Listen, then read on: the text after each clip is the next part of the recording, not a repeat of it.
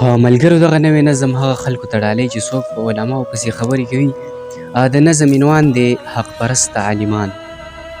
دا چې لګیا یې ته په چا پسې خبرې کوي، بې حیا ځوانه په ملا پسې خبرې کوي.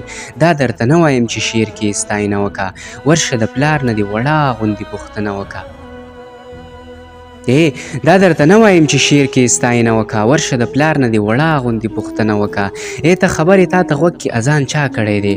دغه اذان درته په غوږ کې دی مولا کړی دی چې کله مړ شي وروره ستا په جنازه ودرېږي، هغه هستي چې ستا نه مخکې په مانځه ودرېږي. چې کله مړ شي وروره ستا په جنازه ودرېږي، هغه هستي چې ستا نه مخکې په مانځه ودرېږي.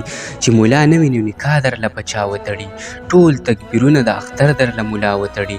د پاک قرآن په هر یو لفظ باندې چا پوهه کړې، د مونځ کولو طریقه باندې ملا پوهه کړې.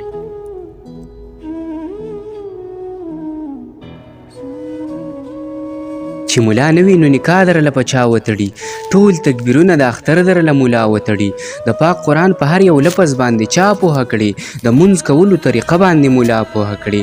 معتبر لفظ دې سازونو کې مه یادوه، دومره خراب خراب لفظونو کې مه یادوه. تا په هر شعر کې چې شاعر ترې نفرت کړی دی، زما جانان یې په حدیثو کې صفت کړی دی.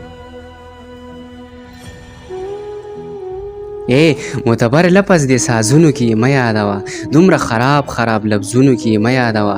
تا په هر شعر کې چې شاعر ترې نفرت کړی دی، زما جانان یې په حدیثو کې صفت کړی دی. یمه حیران چې دې ملا به څه ګناه کړي وي، دا خو انسان دی خامخا به یې خطا کړي وي. د خدای دپاره یې لږ وکړه احترام شاعره، په شعر کې ورکه نوي نسل ته پیغام شاعره. په شعر کې ورکه نوي نسل ته پیغام شاعره، په شعر کې ورکه نوی نسل ته پیغام شاعر.